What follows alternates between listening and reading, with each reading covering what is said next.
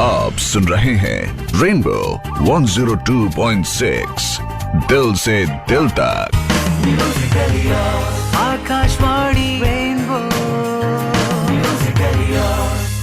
102.6 Akashvani rainbow सुन रहे हैं आप। सैटेलाइट्स में मैं हूं स्वाति आपके साथ, और चारों तरफ जहां नज़र आप घुमाइए एक ही चीज़ की चर्चा है, और वो है इलेक्ट्रिक व्हीकल्स की, और किस तरह से सस्टेनेबल सॉल्यूशंस जो है ना वो हमें अपनाने चाहिए ज़िंदगी के हर पहलू में। और उसमें इलेक्ट्रिक व्हीकल्स जो हैं वो बहुत ही ज़बरदस्त तरीके से उभर कर सामने आ रहे हैं। अब ऐसे में बात ये हो जाती है कि ये जो इलेक्ट्रिक व्हीकल चार्जिंग सॉल्यूशंस हैं ना वो किस तरह से हमें अपनाने चाहिए, क्या क्या ऑप्शंस हैं, और किस तरह से आने वाला फ्यूचर जो है ना वो दिखाई दे रहा है। तो चलिए इस बारे में बताने के लिए हमारे साथ हैं electric vehicle charging solution provider Mayank Jain ji. आइए बात करते हैं उनसे। हेलो, नमस्कार स्वाति जी। जी नमस्ते मयंक जी। मयंक जी, मैं आपसे जानना चाहती हूँ कि जब चार्जिंग इंफ्रास्ट्रक्चर की बात आती है तो फिलहाल क्या नजर आ रहा है हमें, और आगे आगे हमें क्या नजर आने वाला है? सबसे पहले तो चार्जिंग इंफ्रास्ट्रक्चर की जैसे भी बात आती है, सबसे पहले कस्टमर के दिमाग में आता है कि जो भी इलेक्ट्रिक वाहन यूज कर रहे हैं आज की डेट में, उन सबको ये आता है कि कहाँ चार्ज करेंगे, हम कैसे चार्ज करेंगे, गाड़ी बीच में बंद हो जाएगी रास्ते में, फिर क्या करेंगे हम। तो ये सारे बहुत सारे रेंज एंजाइटीज को हम बोलते हैं जी इंडस्ट्री में। तो अभी इलेक्ट्रिक वाहन के केस में रेंज एंजाइटी एक बहुत बड़ा इशू है, जो सिर्फ भारत में ही नहीं पूरे विश्व में एक मेजर प्रॉब्लम की तरह है। तो इसको सॉल्व करने के लिए पूरी इंडस्ट्री में अलग अलग प्रकार के सॉल्यूशंस अलग अलग सर्विस प्रोवाइडर्स देते हैं।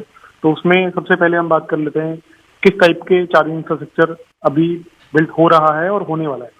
तो अभी इंडिया में डिफरेंट कैटेगरी में अगर हम बात करें तो जैसे कमर्शियल कॉम्प्लेक्स पे चार्जिंग इंफ्रास्ट्रक्चर बिल्ड हो रहा है, जहाँ पर आपके शॉपिंग मॉल्स कॉम्प्लेक्स और जहाँ पर शेयर्ड पार्किंग सुविधा होती है, वहां पर चार्जिंग इंफ्रास्ट्रक्चर लगा रहे हैं चार्ज पॉइंट ऑपरेटर्स, जो चार्जिंग स्टेशन को ऑपरेट करते हैं।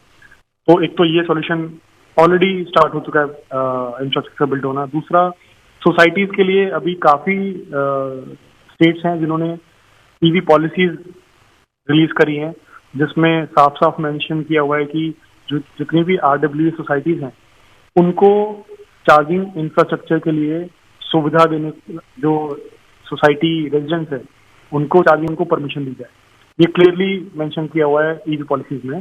और अभी कुछ ऐसी स्टेट्स हैं जिन्होंने चार्जिंग इंफ्रा को मैंडेट भी कर दिया, जैसे कि दिल्ली में दिल्ली सरकार ने जो ईवी पॉलिसी रिलीज करी उसमें जितने भी मॉल्स और शॉपिंग कॉम्प्लेक्सेस हैं उसमें मैंडेट कर दिया है कि 5% पार्किंग लॉट जो है वो ईवी रेडी होना चाहिए। ईवी रेडी का मतलब है कि वहाँ पर चार्जिंग पॉइंट होना चाहिए या फिर चार्जिंग स्टेशन लगा होना चाहिए। तो इसी टाइप का हम एक्सपेक्ट कर रहे हैं कि आने वाले टाइम में जो भी महानगर है वहाँ पर सबसे पहले ईवी का अडॉप्शन बढ़ेगा। ईवी के अडॉप्शन के साथ साथ ही चार्जिंग का अडॉप्शन या चार्जिंग इंफ्रास्ट्रक्चर का बिल्ड होना भी जरूरी है। अभी मैं अगर आपको एक फैक्ट बताऊं कि इंडिया में करीब 85,000 पेट्रोल पंप्स हैं या फ्यूल स्टेशन हैं, और उसके कंपैरिजन में अगर हम बात करें इलेक्ट्रिक चार्जिंग स्टेशन, तो सिर्फ मात्र 12 से 13,000 के आसपास चार्जिंग स्टेशन लगे हुए हैं पूरे इंडिया में। और जबकि अगर मैं कंपेयर करूं पेट्रोल पंप्स और चार्जिंग स्टेशन को, तो चार्जिंग स्टेशन में किसी भी गाड़ी को चार्ज होने में अगर 4 व्हीलर कैटेगरी की हम बात करें तो उसमें 1 घंटा लगता है लगभग। और वहीं अगर हम बात करें पेट्रोल पंप, तो वहां पर फ्यूल फिल करवाने में हमें लगता है 5 से 10 मिनट मैक्सिमम।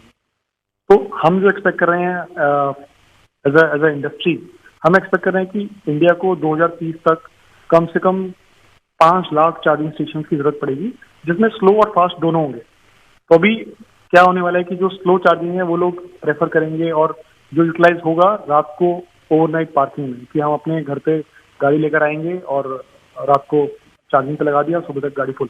तो स्लो चार्जिंग में लगता है करीब 5 से 7 घंटे, डिपेंडिंग गाड़ी कौन सी है, हम स्लो चार्जर कौन सा यूज कर रहे हैं। तो आज की डेट में जितने भी गाड़ियां अभी लॉन्च हो रही हैं डिफरेंट मैन्युफैक्चरर से, डिफरेंट OEM से, टाटा, महिंद्रा, ये सब लोग एक आपको AC जो हम लोग अपने घरों में लगा सकते हैं जी, जिसकी रेटिंग होती है 3 किलोवाट से 7 किलोवाट के आसपास।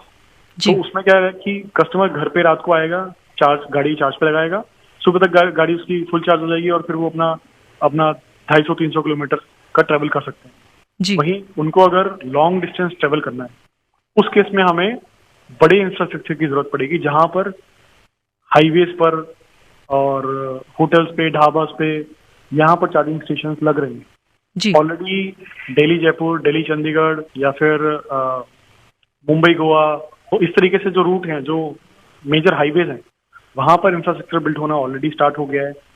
काफी सारे स्टार्टअप्स इसमें आ चुके हैं जो चार्जिंग स्टेशन का नेटवर्क बना रहे हैं जी। तो ये एक बहुत बड़ी अपॉर्चुनिटी भी लेकर आ रहा है जो चार्जिंग इंफ्रास्ट्रक्चर है।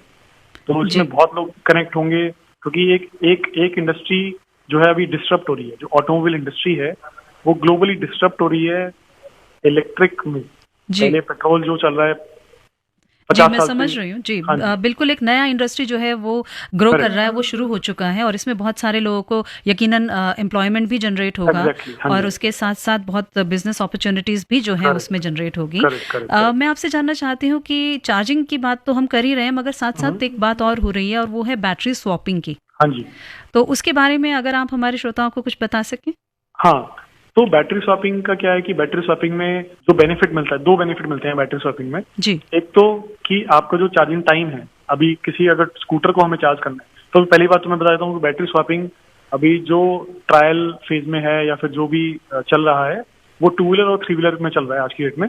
आगे आने वाले टाइम में उसमें बसेस में और ट्रक्स में भी ट्रायल हो रहे हैं, बट अभी जो करंट जो मार्केट में है वो है 2 व्हीलर और 3 व्हीलर के लिए। तो उसके 2 बेनिफिट जो मैं बता रहा हूँ, पहला बेनिफिट है कि आप 2 मिनट में आप इसको बैटरी को चेंज कर सकते हैं। आप जो चार्ज बैटरी है उसको लगा सकते हैं तो आपकी बैटरी एक तरह से टॉपअप हो गई, रिप्लेस कर दी आपने बैटरी। पहला बेनिफिट। दूसरा बेनिफिट क्या है कि काफी सारे ऐसे सर्विस प्रोवाइडर्स हैं या फिर व्हीकल ओईएम्स हैं जो बैटरी एज ए सर्विस दे रहे हैं। उसमें क्या है कि आपको जो बैटरी जो है वो खरीदना नहीं पड़ता है। उसमें बैटरी एज ए सर्विस में क्या होगा कि आपने व्हीकल खरीदा बिना बैटरी के और आपने बैटरी स्वैपिंग सर्विस प्रोवाइडर से टाई अप कर लिया। उसने आपसे मात्र नॉमिनल कुछ 5-10 हज़ार रुपए के चार्ज पे आपके साथ एक एग्रीमेंट हो जाएगा। उसमें आप पर स्वैपिंग आपको सिर्फ पे करना है जी। तो इसके 2 बेनिफिट। और मेजरली आज की एक में जो स्वैपिंग मॉडल जो चल रहा है वो चल रहा है ई कॉमर्स। इंडिया में ई कॉमर्स इतना तेजी से बढ़ रहा है और जितने भी डिलीवरी बॉयज हैं वो ईवीज में स्विच कर रहे हैं बिकॉज ईवी का रनिंग कॉस्ट बहुत कम है, 50 पैसे पर किलोमीटर। और उसमें अगर हम स्वैपिंग का ऑप्शन अब दे देते हैं तो बहुत ही एक इंटरेस्टिंग वैल्यू प्रोपोजिशन बन जाता है जिसमें आरओआई बहुत फास्ट निकल जाता है। मयंक जी, मैं आपसे जानना चाहूंगी इलेक्ट्रिक व्हीकल्स जो हैं, मैं इसमें 4 व्हीलर्स की बात कर रही हूँ, तो 4 व्हीलर्स का जो रनिंग कॉस्ट है वो तकरीबन कितना आता है पर किलोमीटर? 4 व्हीलर्स का, हाँ, तो 4 व्हीलर का अब मैं आपको एक एग्जांपल बताता हूँ जी। एक एग्जांपल के साथ टाटा नेक्सॉन का जो मॉडल है उसमें करीब 45 किलोवाट का बैटरी पैक है जी। तो 45 यूनिट लगता है उसमें। 45 यूनिट में वो गाड़ी करीब चलती है 350 किलोमीटर जी। तो 350 किलोमीटर अगर मेरा 45 यूनिट में लग रहा है और अब इसमें डिपेंड क्या करता है कि आप चार्जिंग कहाँ से कर रहे हो जी। तो उसमें रेट्स जो हैं, रेट्स जो है डोमेस्टिक रेट्स हैं या कमर्शियल रेट्स हैं, so that will make a difference. Correct जी। तो उसमें आपको 1 रुपए से कम पड़ेगा अगर आप घर से चार्ज कर रहे हो जी, और अगर आप कमर्शियल पे चार्ज करोगे तो आपको 2 से 3 रुपए पड़ेगा जी। वैसे मेरे जैसे कुछ लोग होते हैं जो चाहते हैं कि जब वो घर से बाहर निकले तो उनकी बॉटल में पानी भी हो और उनकी बैटरी में पावर भी हो तो हम लोग जो डोमेस्टिक यूज के लिए जो बने हैं चार्जर्स, तो उसमें भी क्या लोगों के पास में चार्जर, ऑफ कोर्स जब बात आती है कि चार्जर भी हमें अलग अलग चाहिए, गाड़ियां कैसे चार्ज होंगी घर में, तो ये सारी प्रॉब्लम्स भी आती हैं जी। सवाल है। तो इसमें अभी क्या हो रहा है कि हर गाड़ी के साथ आपको व्हीकल ओईएम, व्हीकल मैन्युफैक्चरर आपको एक चार्जर देता है जी। तो अभी जैसे आपने मान लेते हैं कि आपके पास 2 गाड़ी है जी, तो आप एक चार्जर आप इंस्टॉल कर सकते हो जिससे आप 2 गाड़ी चार्ज कर सकते हो ऑल्टरनेट डे पर या तो, बिकॉज ऐसा पॉसिबल है वैसे तो, लेकिन काफी कम चांसेस है कि आप दोनों गाड़ी आप डेली 300 किलोमीटर चलाओ। ऑब्वियसली सिटी में इतना नहीं चल पाते हैं तो सिटी के लिए तो बहुत अच्छा ऑप्शन है, बहुत अच्छा बेनिफिट है, ना केवल फाइनेंशियली, ना केवल फाइनेंशियली, इसके अलावा आप एनवायरमेंटल के लिए, एनवायरमेंटल जो बेनिफिट्स हैं जी, पॉल्यूशन जितना कम होगा, इलेक्ट्रिक व्हीकल जितने जो गवर्नमेंट प्रमोट कर रही है उसके मल्टीपल बेनिफिट्स हैं जी। सिर्फ एक तो ऑयल इंपोर्ट हमारा कम होगा जी, दूसरा पर्यावरण को जो हम बचा पाएंगे, वो सबसे बड़ा जी सबसे बड़ा जो फायदा है वो पर्यावरण का ही है। और ऑब्वियसली उसमें हमारी जो ईवी पॉलिसीज हैं 2030 तक हमारे कार्बन एमिशंस के टारगेट्स भी हैं, बहुत सारी चीजें हैं और ऑल ओवर द वर्ल्ड ये कोशिश की जा रही है कि चीज़ों को और बेहतर और सस्टेनेबल बनाया जाए। मयंक जी, बहुत बहुत धन्यवाद आपका हमारे साथ जुड़ने के लिए, इतनी सारी जानकारी देने के लिए। धन्यवाद स्वाति जी। जी, thank you so very Thank you. Much. Thank you. हमने बात की मयंक जैन जी से, अभी इलेक्ट्रिक व्हीकल सॉल्यूशन प्रोवाइडर, किस तरह से पब्लिक ईवी पॉलिसीज जो हैं वो हमारे आगे जो है बदलने वाली हैं, और मुझे यकीन है कि समय के साथ साथ जिस तरह से हमारी ज़रूरतें बदलेंगी ना, उसी हिसाब से जो सॉल्यूशंस हैं वो भी बदलेंगे।